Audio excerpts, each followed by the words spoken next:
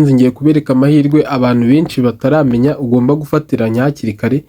Niba ukoresha Facebook ukaba ufite abantu b'aba friends bawe cyangwa se inshuti zigera mu bihumbi 5 ariko ukaba utaramenya aya mahirwe, uri gucikanwa pe, uri gucikanwa niba utaramenya aya mahirwe Facebook yatanze. Tugiye kubanza turebere hamwe uburyo turi buhindure friends cyangwa se inshuti zawe ufite kuri Facebook bahinduremo abafollowers bawe kugira ngo ubashe gukorera amafaranga kuri Facebook. Uratangira aba friends bawe ubahindura aba followers bawe. Nyuma y'ibyo tuhita turebera hamwe uburyo noneho ushobora gukorera amafaranga kuri Facebook.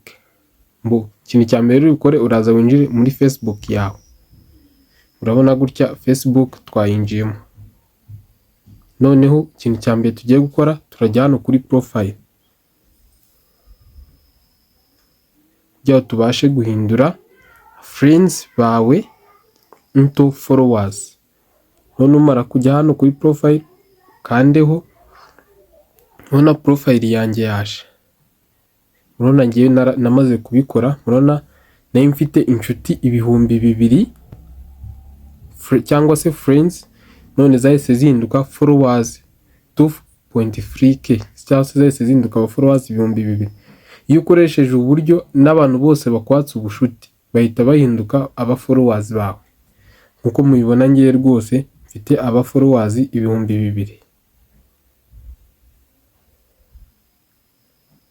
Ngira muri kubibona rwose. Ubwo urumva niba ufite aba friends 5,000 bose bahita bahinduka aba followers bawe. Kandi ikindi ntiwatangira gukora amafaranga kuri Facebook abantu bawe bakiri inshuti zawe, bagomba kuba ari aba followers, nyine ari followers atari friends.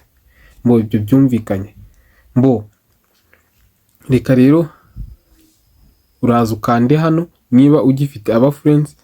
Reka mbanze iyi account yanjye nyihindure bahinduka aba friends mubibone. Ndaza nkande hano kuri turn off professional mode. Ahangaha turn off professional mode.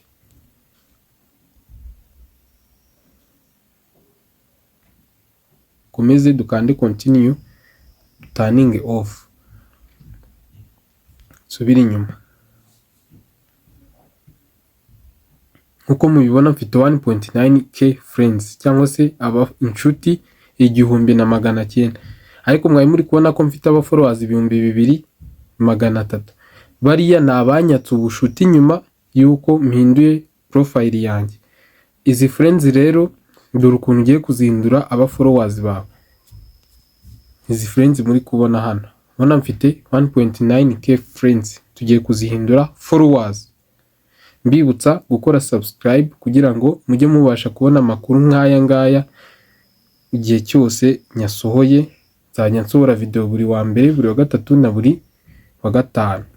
Mukore subscribe rero mujye mubasha kubona amakuru nk'aya ngaya, ibintu by'ingenzi, ibintu byose bijyanye na technology cyangwa se ibintu bijyanye na internet byose nzajya mbereka amakuru y'ingenzi mukwiye kumenya.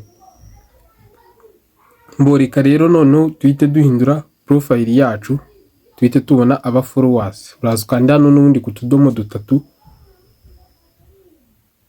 Urabona hahise haza ibi bintu, haje profile status, archive. Hano icyo bivuze ni ukureba abantu, ni ukureba ibintu wagiye warchivinga. Urabona iyo usibye ikintu kuri Facebook baguhiticamo kukideletinga cyangwa se kucyarchivinga. Archive rero uri kureba ibintu wabitse, ibintu byose washyize kuri stati yawe cyangwa se kuri story. Murabona abantu benshi bazi ko ibintu byose twashyize kuri story bita byisiba, ariko bijya hano muri archives. Ushaka kubireba niho wakanda bita bize. Ariko ibyo si byo byatuzanye. Reka dusubire inyuma turebe ibyatuzanye. Twari tumaze gukanda hano, ibyo byose tuzagenda tubirebera hamwe nyuma. Nimukora subscribe nta kintu kizabacika. Bituza none turn on professional mode. Mwahabonye. Uraza ukanda hano turn on professional mode. Kandeho. Nkuko mubibona bari kutubwira bati turn on professional mode, add new tools to your profile so you can grow as a creator on Facebook. Urahita nyine utangira gukura nk'umuntu ushyiraho content, nibiba ngombwa uzinjize amafaranga. Noneho hano biraba byiza cyane niba ufite inshuti nyinshi, niba ufite inshuti zijya mu 4,000 kugera ku 5,000, aho ngaho niba ufite inshuti zijya mu 5,000 uzahita uba wemerewe gutangira gukorera amafaranga nutangira gushyiraho amavideo. Tuzana kuri turn on. Ushaka kumenya ibindi bintu menyaho hano wakanda hano kuri learn more, amakuru menshi ahita. Reba hano bahise batubwira review privacy settings. Hano uraza urebe amakuru yawe yose ari hanze, nushaka kuyahindura uyahindure cyangwa uyareke niba ubona ntacyo bitwaye.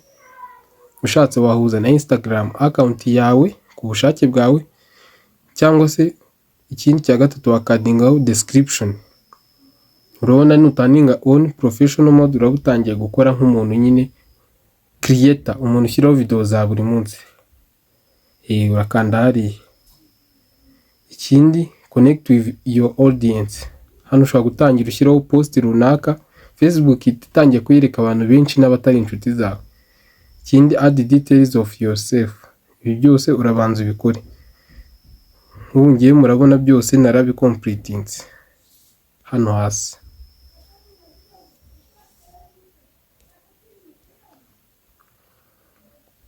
Kadu checking settings.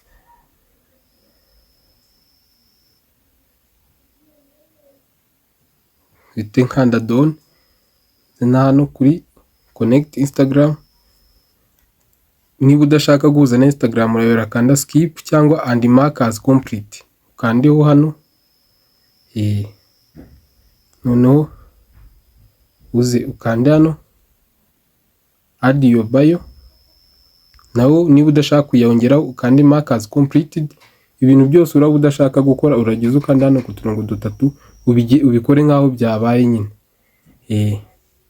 Kandiho hano nanone skip and mark as completed. Niki ngiki skip and mark as completed. Ngubu murabona turarangije. Right usubira inyuma. Ngubu murabona ko bise bikunda 2.3k followers. Bona bahise bahinduka aba followers. Reka noneho rero tujye ku gice mwayimutegereje muri benshi cy'uburyo dushobora gukorera aya mafaranga. Nkuko mubibona rero murabona ni 5k followers, 60k watch time. Iyi watch time ni iminota saa amasaha. Kandi watch time kuyibona kuri Facebook biroroshye cyane, si nka YouTube. YouTube yo isaba amasaha 2,000. Uratangira ujya uploadingaho amavideo yawe rero kuri Facebook mu gihe gitoya cyane uzajya kubona ubone wujuje requirement. Mukore subscribe ubutaha muzabone video nzasohora ivuga ku buryo noneho ushobora kubikuza ayo mafaranga.